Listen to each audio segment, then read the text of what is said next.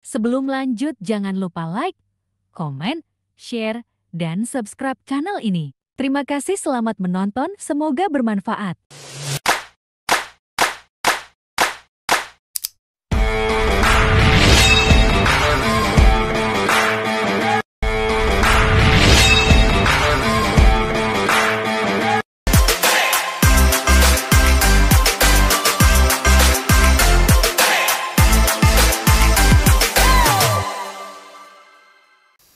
Assalamualaikum warahmatullahi wabarakatuh.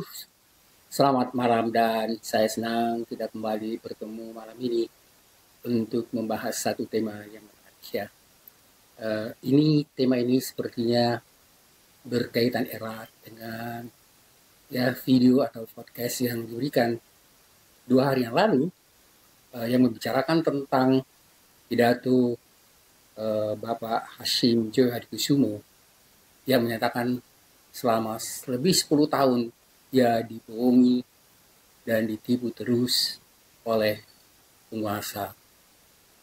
Tapi bukan hanya beliau saja, tetapi juga misalnya kakaknya yang waktu itu belum presiden, yaitu Prabowo, dan juga ternyata ikut mengalami hal yang sama.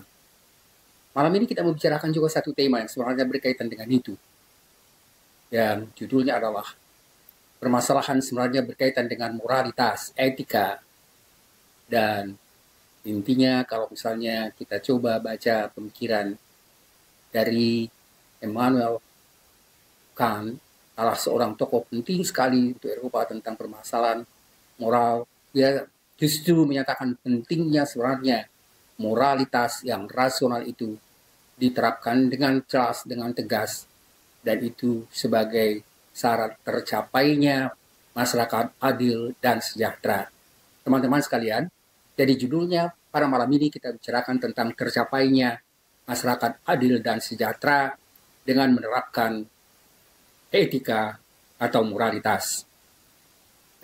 Teman-teman sekalian, dan video ini sebenarnya sangat dipengaruhi oleh satu dialog atau perdebatan yang sangat menarik melalui media, dan ini kita sampaikan lebih dulu sebagai pengantar untuk membicarakan tentang tema yang tadi kita sebutkan.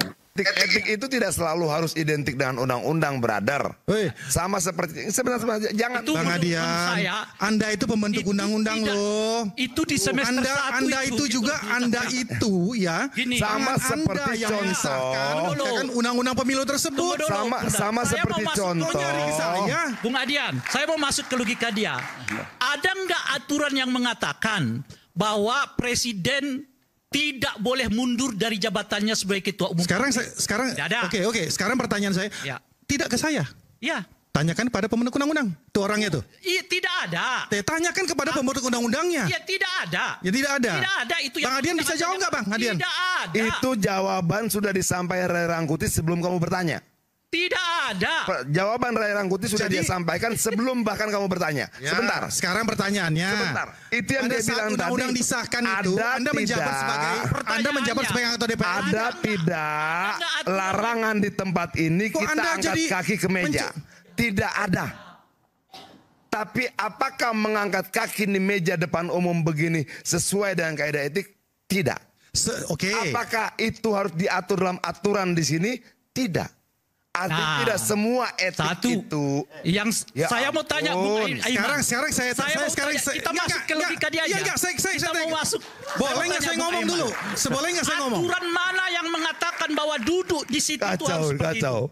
Sekarang ada aturannya nggak? Kenapa harus ditanyakan kepada saya? Saya tanyakan apa yang dikatakan oleh Adian tadi, ngangkat kaki, ya kan, etik dan lain sebagainya itu, apakah dia sampaikan di Senayan pada saat itu? Sebagaimana tidak sebagai pembentuk undang-undang, bahwa apakah disampaikan? Kenapa baru disampaikan sekarang? Lalu yang memutuskan duduk, Anda seperti itu, Anda seperti itu. Ibu Irma seperti itu siapa? Kenapa ditanyakan kepada saya? Bukan kepada Anda, saya tanyakan kepada Iman. Oh ya, nggak apa-apa kalau gitu. Itu siapa? Kenapa harus ditanyakan kepada saya? Saya bukan anggota DPR, saya bukan membentuk undang-undang, saya tidak mengesahkan undang-undang. Bu Irma duduk seperti itu, apakah aturan? Bukan. Bukan. Ya. Bung Andi, Yang memerintahkan Anda duduk dengan menjelangkan kaki itu apakah aturan? Bukan. Lalu kenapa milih itu? Apa poinnya di sini, Bung Rey? Poinnya tarik sendiri, yang kita semua orang pintar kok. Langsung lah. Langsung. Anda harus eksplisit menyampaikan. Poinnya apa? Silakan. Poinnya apa, Bung Rey? Eksplisit menyampaikan. Silakan. Ditujukan kepada siapa? Ini bukan anak yang sekolah. Ini dokter-dokter semua. Yang nggak dokter di sini cuma saya, lulusan sarjana agama. Ini Pak Iman ya, yang ingin disampaikan itu sudah sangat jelas. Oke. Ada aturan tertulis, ada aturan tidak tertulis. Rata-rata norma-norma di luar undang-undang, norma hukum, norma moral dan sebagainya, banyak yang tidak tertulis. Tapi dia bisa menjadi alat ukur kepatutan bagi manusia. Contohnya sudah clear. Ada tidak larangan kita angkat kaki di meja? Enggak ada. Ya angkat aja kakinya. Gak ada yang mau. Begitu kita angkat, lu nggak sopan loh. Iya. Lu nggak etis loh. Jadi itu sudah disampaikan Ray Rangkuti sebelum bahkan dia bertanya. Ray Rangkuti ini punya kemampuan supranatural. Dia menjawab bakal pertanyaan orang di awal, kira-kira seperti itu gitu loh. Nah, lalu kita perdebatkan, itu masalah pembuat undang-undang? Tidak. Gitu loh. Pembuat undang-undang mengatur segala sesuatu sesuai dengan kajian akademis terkait mana yang menjadi kewenangan yang harus diurus negara. Kenapa begitu? Banyak yang diurus negara nggak dikerjain, banyak yang bukan urusan negara dikerjain. Itulah yang menjadi problem kita. Lalu apakah undang-undang harus mengatur itu? Dilarang angkat kaki, dilarang duduk begini, dilarang begini. Tidak. Ada kaidah etik, kaidah moral yang mungkin tidak berlaku umum. Tapi kita pakai dasar-dasar yang sederhana. Kalau itu tidak menyenangkan buatmu ketika orang lain perlakukan itu, jangan lakukan. Itu loh. Tapi kalau kemudian orang lain senang, silahkan. Nah itu sudah saya jawab Ray Rangkuti sejak awal dia bicara. Oke. Terima kasih. Baik. Teman-teman sekalian, jadi itu adalah satu perdebatan yang sangat menarik ya pada OKZone. Dan apa yang dibicarakan itu sebenarnya diperdebatkan terutama sekali berkaitan dengan permasalahan moral, berkaitan dengan permasalahan etik. Teman-teman sekalian, kita akan mencoba menjelaskan secara ringkas dalam video ini untuk menjelaskan sebenarnya tokoh yang paling terkenal untuk Eropa. Sebenarnya ada dua pemikir, tapi coba kita hanya bicarakan ringkas pada malam ini. Yang pertama adalah namanya Immanuel Kant dan yang kedua adalah Emmanuel Levinas. Ya, teman-teman sekalian. Jadi kedua tokoh ini sebenarnya mengungkapkan tentang pentingnya etik. Dan etika itu adalah sesuatu yang tidak bisa ditawar-tawar dan mereka mengatakan sebenarnya etika itu, apalagi misalnya pada Emmanuel Levinas, dia mengatakan bahwa etika itu sebagai filsafat yang utama, filsafat yang pertama. Jadi dia mengatakan bahwa etika itu lebih daripada ilmu pengetahuan, lebih dari segalanya karena dia menganggap bahwa sebenarnya etika itu menjadi dasar agar semua yang kita lakukan itu bisa membawa kita pada keadilan dan kemakmuran. Ini yang sebenarnya saya kemukakan di dalam ya tema yang kita buat tadi. Tapi sebelum kita jelaskan tentang kedua pemikir itu, ada baiknya kita coba jelaskan apa sebenarnya yang dimaksud dengan ya akhlak, kemudian moral dan etik. Teman-teman sekalian, sebenarnya kalau di dalam Islam, ya ajaran Islam misalnya kita mengatakan yang dikatakan moral dan etika itu adalah akhlak. Dan akhlak itu adalah istilah dalam Islam yang merujuk pada sifat, perilaku dan kebiasaan yang mencerminkan moralitas dan etika yang baik.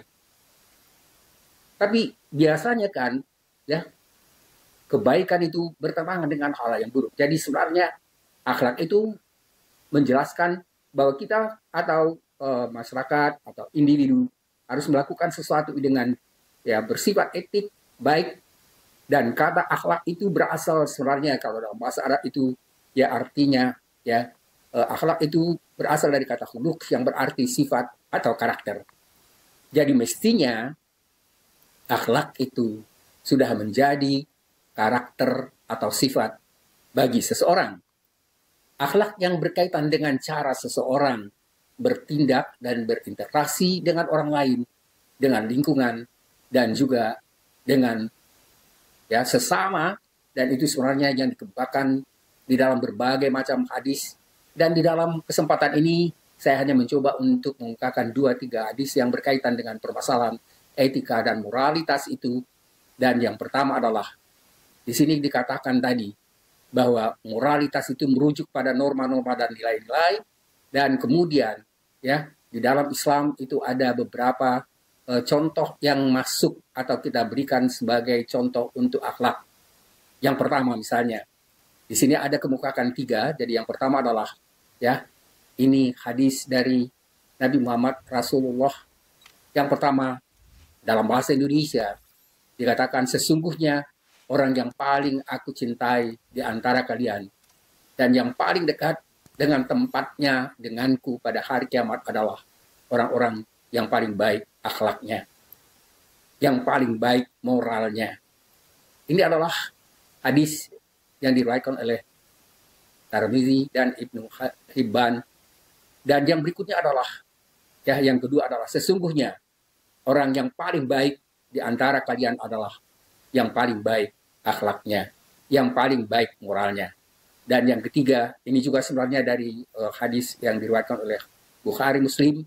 Dan yang ketiga, saya petik ringkas saja, sebaik-baik pemimpin kalian adalah orang-orang yang kalian cintai, dan mereka mencintai kalian, dan kalian mendoakan kebaikan untuk mereka, dan mereka pun mendoakan kebaikan untuk kalian. Teman-teman sekalian, ini yang sebenarnya yang perlu sekali kita pikirkan, apakah memang antara pemimpin, antara misalnya presiden dengan masyarakat biasa, itu terjadi apa yang kita kemukakan dalam akhlak ini. Apa memang jauh? Dan kemarin misalnya kita kemukakan, dan itu bukan dari sembarang orang, bukan dari kaleng-kaleng yang mengukakan itu, bahwa memang orang yang dianggap dekat sekalipun dengan presiden itu dipermainkan dan diberikan berbagai macam penipuan dan kebohongan-kebohongan. Teman-teman sekalian, jadi ada 3 tadi yang saya mulai untuk menjelaskan tentang apa yang kita sebut tadi dengan akhlak. Teman-teman sekalian, ada makna yang sebenarnya mirip sekali dengan apa yang kita sebut akhlak itu di dalam Islam, apa yang kita sebut misalnya dengan moral. Jadi moralitas, jadi ada 3 istilah yang berkaitan di sini. Yang pertama tadi kita katakan ada akhlak, yang kedua adalah moral, dan yang ketiga adalah etika. Teman-teman sekalian, jadi apa yang dimaksud dengan moral? Istilah moral itu memang tidak begitu akrab di lingkungan masyarakat kita, tetapi itu adalah istilah yang sering digunakan misalnya pada pembahasan-pembahasan tentang etika, misalnya etika politik, dan moralitas itu sebenarnya bukan hanya berkaitan dengan politik, tetapi di dalam kehidupan kita yang berkaitan dengan pemerintahan, biasanya itu bagian atau masuk dalam apa yang kita sebut dengan moralitas politik. Jadi moral merujuk pada norma-norma, nilai-nilai dan aturan yang dipegang oleh individu atau kelompok dalam kehidupan sehari-hari untuk menentukan perilaku yang dianggap baik atau buruk. Moralitas lebih berhubungan dengan praktik dan kepercayaan sosial yang ada dalam masyarakat atau kelompok tertentu. Nilai-nilai moral dapat bervariasi antar budaya dan individu. Teman-teman sekalian, ini kita lihat sebenarnya ada pandangan, dan ini yang ingin saya tekankan di sini.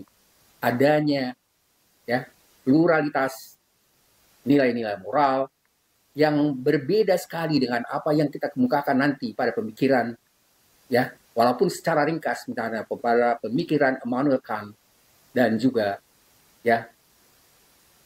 Levinas. Yang kedua, artinya yang makna yang kedua atau istilah kedua yang akan kita jelaskan di sini adalah tentang etika. Jadi etika itu merupakan cabang filsafat yang membahas tentang prinsip-prinsip, teori-teori yang digunakan untuk menilai perbuatan manusia baik atau tidak baik. Teman-teman sekalian, Jadi etika sebenarnya mengajukan pertanyaan tentang apa yang seharusnya dilakukan dan bagaimana seharusnya kita hidup. Dalam etika, kita sering sekali membahas norma-norma yang lebih abstrak sifatnya, ya bersifat teori-teori yang mendasari penilaian moral. Teman-teman sekalian, saya bisa kemukakan secara ringkas bahwa etika itu adalah sebenarnya pembahasan secara akademis tentang moralitas itu. Jadi, etika itu sebenarnya pembahasan secara akademis, secara ilmiah tentang moralitas. Jadi, kalau begitu sekarang kita bisa melihat sebenarnya keterkaitan antara apa yang disebut dengan akhlak di dalam Islam, kemudian istilah moralitas, dan istilah etika. Teman-teman sekalian, kita akan mencoba menjelaskan perbedaan sebenarnya apa yang tadi kemukakan bahwa ada ya prinsip etika atau moral yang berbeda misalnya dari satu kelompok, satu lingkungan dengan lingkungan lain.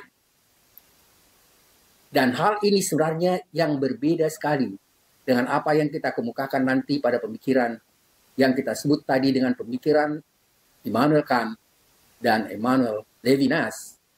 Kedua pemikiran ini sebenarnya adalah ya pemikiran filosof yang sangat mempengaruhi pemikiran yang berkembang tentang moralitas, tentang etika di Eropa.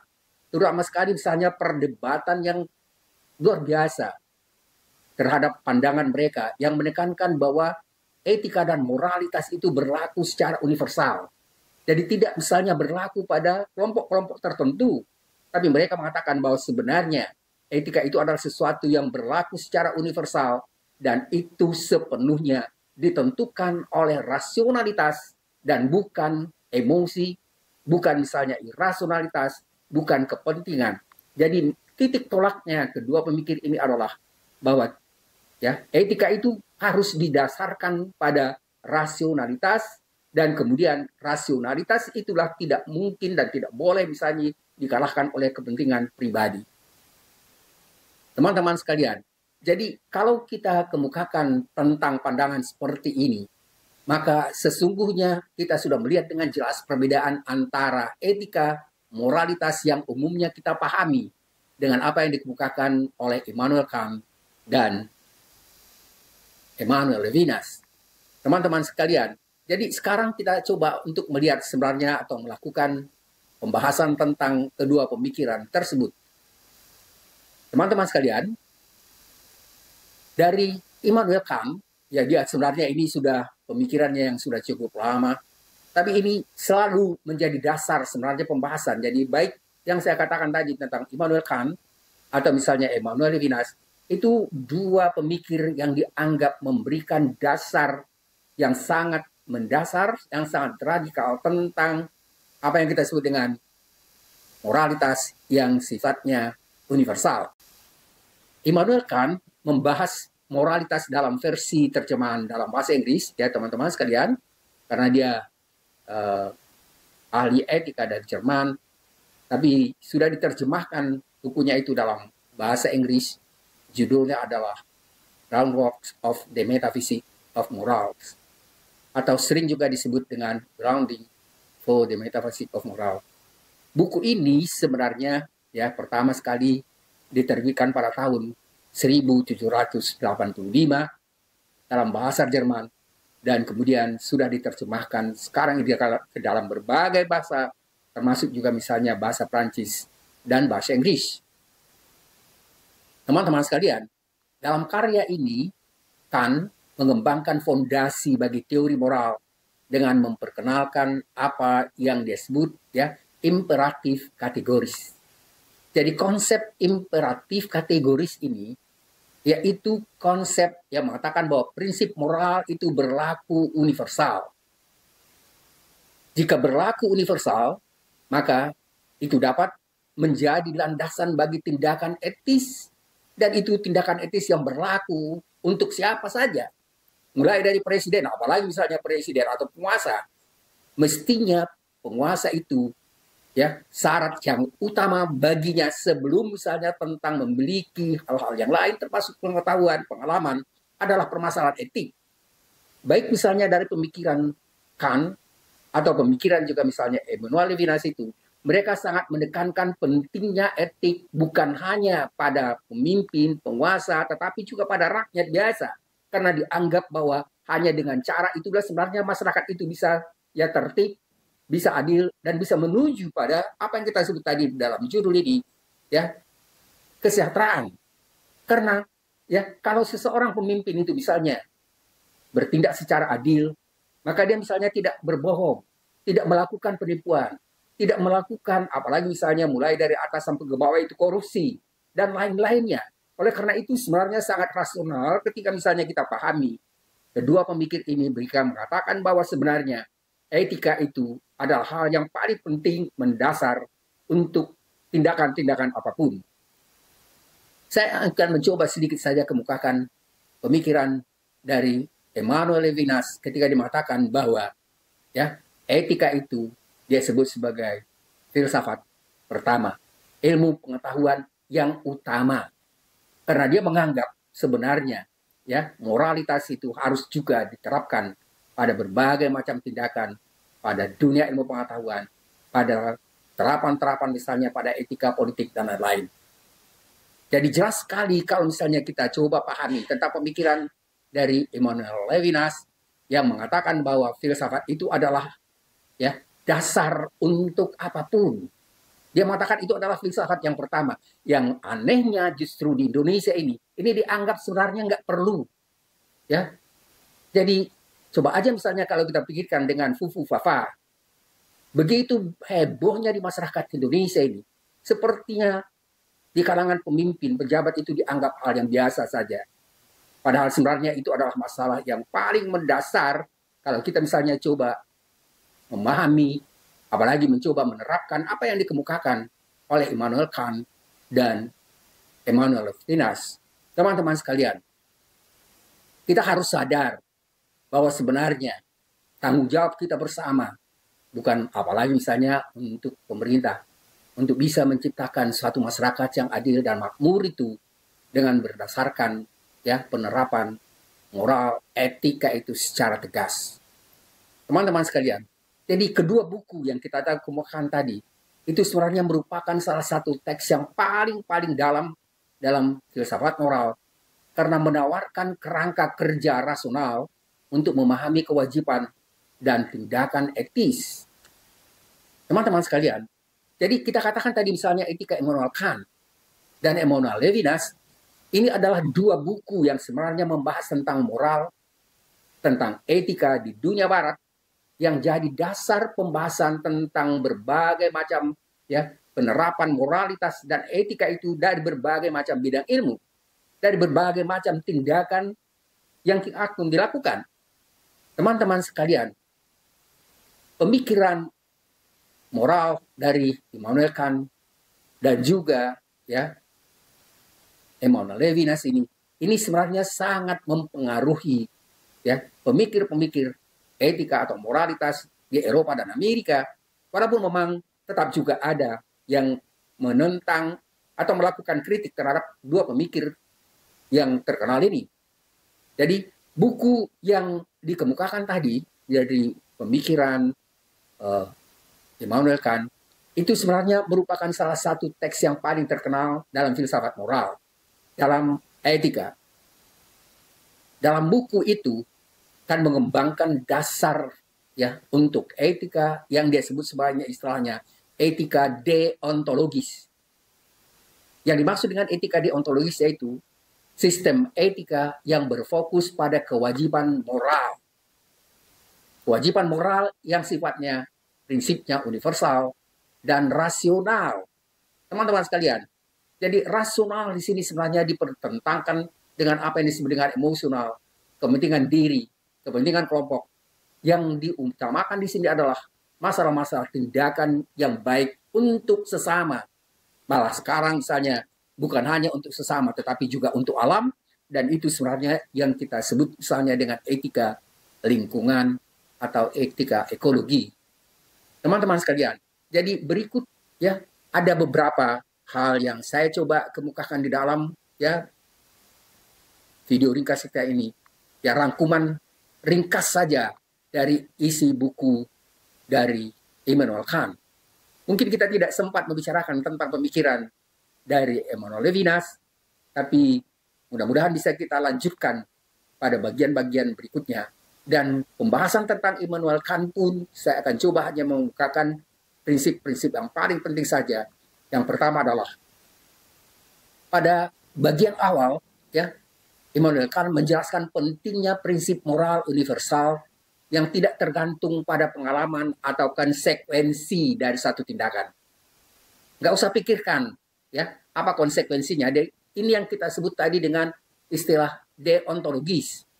Jadi kewajiban yang harus dilakukan tanpa mempertimbangkan untung rugi. Pokoknya yang paling penting adalah tindakan yang dianggap baik, dan Kant berusaha untuk menemukan dasar moralitas yang murni atau ya sebut istilahnya a priori, yaitu prinsip yang berasal dari akal budi manusia, rasionalitas manusia, bukan dari pengalaman empiris. Selanjutnya Kant mengatakan bahwa ya membedakan antara hukum moral yang bersifat a priori dan hukum empiris yang didasarkan pada keinginan atau kepentingan pribadi. Teman-teman sekalian, ya, ini yang sebenarnya pembedaan yang sangat ketat, yang jelas, yang dikemukakan oleh Immanuel Kant, dan dia mengemukakan bahwa bukan hanya pejabat, bukan hanya presiden atau menteri-menteri yang mestinya menerapkan apa yang kita sebut dengan ya, etika deontologis ini. Jadi, ya, tindakan yang dilakukan dengan apa yang dikemukakan Immanuel Kant ini sebenarnya ya adalah tindakan yang bisa menyelamatkan dan juga menciptakan keadilan, karena tidak pernah atau tidak boleh misalnya satu pejabat apapun mulai dari atas sampai ke bawah dengan mementingkan kepentingan pribadi. Yang kedua, dia mengatakan ya apa yang disebut dengan goodwill, kehendak baik. Jadi ia menekankan ya bahwa satu-satunya hal yang memiliki nilai moral secara mutlak adalah nilai kehendak baik itu. Bukan misalnya seperti dikemukakan oleh Hashim kemarin, kerjanya bohong demi bohong, menipu dan seterusnya. Jadi kehendak baik atau goodwill ini ditekankan sekali pada etika yang disebut tadi dengan etika deontologis. Kehendak baik adalah kehendak yang bukan ya kehendak yang di luar kewajiban moral dan bukan karena hasil atau konsekuensi dari tindakan. Jadi artinya begini, kalau kita menyatakan bahwa tindakan yang kita lakukan itu baik, tidak perlu memikirkan konsekuensinya, asas pragmatisnya, kemanfaatannya. Menurut Kant, nilai moral satu tindakan tidak ditentukan oleh tujuannya, tetapi oleh motivasi di balik tindakan itu. Jadi tindakan yang sifatnya moral itu pasti tindakan yang tujuannya baik. Yang ketiga adalah apa yang disebut dengan hukum moral dan prinsip kewajiban. Teman-teman sekalian, kan memperkenalkan konsep kewajiban moral yang bersifat universal seperti kita katakan tadi. Dan dia mengatakan kewajiban melaksanakan ya etika universal itu tanpa syarat, dan dia membedakan sebenarnya tindakan itu atas ya yang pertama dia sebut, yang pertama adalah yang muncul dari kewajiban, tindakan yang dilakukan semata-mata karena rasa kewajiban tanpa memperhitungkan hasilnya. Jadi kalau misalnya seorang pemimpin ya wajib untuk melindungi rakyat, wajib tidak berbohong, wajib misalnya untuk ya menjaga negara, kekayaan negara dan seterusnya, dan melakukan pemerintahan secara adil, secara jujur, maka itu tidak perlu dengan memikirkan masalah-masalah ya di luar kewajibannya. Yang berikutnya dikatakan bahwa sesuai dengan kewajiban. Ya, yang dimaksud dengan sesuai dengan kewajiban itu adalah tindakan ya yang harus sesuai dengan hukum moral, tetapi tidak didasarkan pada motivasi ya moral yang sifatnya misalnya tidak murni, tapi misalnya oleh ya kepentingan atau masalah-masalah yang berkaitan dengan kepentingan pribadi, kelompok, dan lainnya. Yang keempat, dia mengatakan bahwa ya deontologi moral itu adalah satu yang dia sebut sebagai categorical imperatif. Imperatif kategoris. Yang dimaksud dengan categorical imperatif itu adalah merupakan bagian inti dari etika. Kan mengatakan ya adalah prinsip imperatif kategoris yang merupakan aturan moral universal yang harus diikuti tanpa syarat oleh siapapun, apalagi misalnya oleh pejabat. Dan ia mengatakan ya 3 formula utama untuk menguji tindakan moral apakah misalnya sesuai dengan imperatif kategoris. Yang pertama dia mengatakan formula universal. Pada formula universal ini sebagai syarat pertama dia katakan bertindaklah hanya menurut maksim atau prinsip yang dapat Anda kehendaki menjadi hukum universal. Jadi bukan melihat kepentingan pribadi, kelompok, keluarga, tapi ya hukum universal. Dan ini berarti setiap tindakan harus diuji secara atau apakah prinsip-prinsip itu ada baiknya dan dapat diterapkan pada semua orang tanpa kontradiksi. Maksudnya ada pihak yang setuju, ada pihak yang mendukung, ada pihak yang tidak setuju. Kalau misalnya semuanya kita lakukan dengan baik dengan aturan, pasti semua masyarakat atau orang-orang itu akan menginginkan kebaikan dan manfaat untuk bersama. Yang berikutnya juga dimatakan adalah formula kemanusiaan. Jadi bertindaklah sedemikian rupa sehingga ya Anda memperlakukan kemanusiaan yang baik dalam diri sendiri dan juga ya pada orang lain, dan ini diharapkan selalu sebagai suatu tujuan, bukan semata-mata sebagai sarana, tetapi ini merupakan atau menekankan pentingnya menghormati martabat manusia dan tidak menggunakan orang lain hanya sebagai alat untuk mencapai tujuan pribadi. Jadi kalau misalnya presiden atau misalnya pejabat itu menggunakan orang-orang di sekitarnya yang mestinya memiliki sebenarnya kewenangan, tapi dicoba misalnya untuk ya mengubah prinsip-prinsip atau aturan hukum itu demi kepentingan diri atau keluarga, itu jelas sekali ya bertentangan dengan formula yang kita sebut tadi, formula kemanusiaan yang dikemukakan oleh Immanuel Kant. Berikutnya adalah apa yang disebut dengan formula otonomi. Yang dimaksud dengan formula otonomi itu adalah suatu keharusan supaya bertindak sedemikian rupa sehingga ya seseorang atau siapapun ya melakukan tindakan sebagai perbuatan yang sesuai dengan hukum moral dalam tujuan atau setiap tujuan-tujuan tertentu. Teman-teman sekalian, ini sebenarnya menggambarkan bagaimana misalnya kita atau manusia sebagai makhluk yang rasional, yang memiliki kapasitas untuk menentukan hukum moral mereka sendiri. Yang kelima adalah kebebasan dan moralitas. Immanuel Kant mengatakan bahwa ya moralitas bergantung pada kebebasan manusia.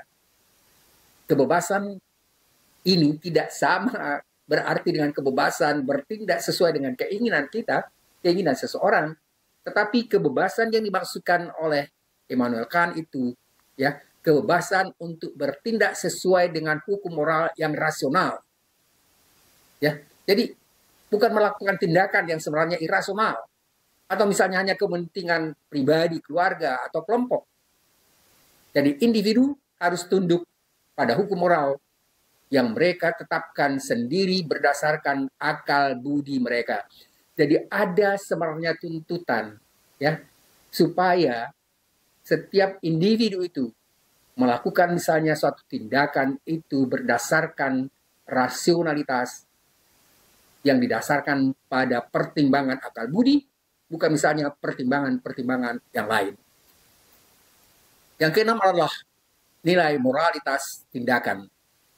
Kan mengatakan ya etika ya istilah yang disebut sebenarnya etika konsekuensialis. Artinya, tidak perlu memikirkan konsekuensi dari tindakan itu. Dan Kant percaya bahwa setiap tindakan yang dilakukan, apalagi misalnya itu menjadi sikap dalam masyarakat, maka setiap tindakan itu ya akan berguna, akan bermanfaat. Dan itu juga sebenarnya berkaitan dengan apa yang disebut dengan utilitarianisme, yang menilai tindakan berdasarkan, ya tidak hanya berdasarkan pada hasilnya, dan ia menekankan bahwa tindakan memiliki nilai moral hanya dan hanya jika dilakukan berdasarkan kewajiban moral. Moralitas tidak dapat ditentukan oleh pengalaman atau kebahagiaan, tetapi oleh prinsip rasionalitas yang universal itu. Yang berikut, yang ketujuh. Ini adalah satu bentuk kesimpulan dari pemikiran Kant yang menyimpulkan bahwa hukum moral bersifat objektif, berlaku universal, dan berasal dari akal budi manusia. Moralitas adalah kewajiban rasional yang berlaku untuk semua makhluk yang rasional. Tidak berlaku tentunya pada monyet atau binatang lain, hewan yang lain. Jadi berlaku untuk semua makhluk yang rasional tanpa memandang situasi atau hasil dari tindakan itu. Buku ini sebenarnya sangat penting dan menetapkan dasar bagi pendekatan etika deontologis yang sejak dari awal sebenarnya ini merupakan satu etika yang sangat ditekankan oleh Immanuel Kant, dan pandangan ini sebenarnya mempengaruhi moralitas secara mendalam hingga saat ini. Terutama sekali misalnya bagi orang-orang yang memang ingin hidupnya baik, ingin misalnya melakukan hubungan yang baik antara sesama, dan kemudian tidak melakukan penipuan, kebohongan pada orang lain. Teman-teman sekalian, jadi pengaruh dan relevansi pemikiran dari Immanuel Kant ini sebenarnya ya sangat banyak pengaruhnya pada perkembangan etika, moralitas di Eropa, dan juga sebenarnya di perguruan tinggi. Ini menjadi pembahasan penting sebelum misalnya membicarakan pemikiran-pemikiran yang berkembang selanjutnya, terutama sekali begitu kita misalnya membicarakan tentang etika politik, cyber politik, dan seterusnya, atau cybercrime. Itu sebenarnya menjadi dasar yang sangat menjadi pembahasan pada perkembangan-perkembangan moral dari pemikiran Immanuel Kant dan juga ya pemikiran yang kita sebut dari Emmanuel Levinas. Teman-teman sekalian, saya tidak sempat kita membicarakan tentang pemikiran Emmanuel Levinas yang mengatakan bahwa ya filsafat itu sebagai prote filosofia.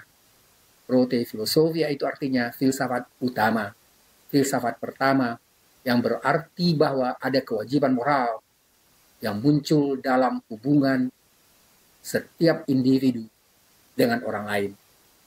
Ini merupakan dasar atau fondasi utama dari segala pemikiran filosofis lainnya, dan Emmanuel Levinas ini mengajukan bahwa etika tidak seharusnya dianggap sebagai cabang filsafat yang terpisah atau tambahan setelah ya kita misalnya mematuhi teori-teori epistemologi lain.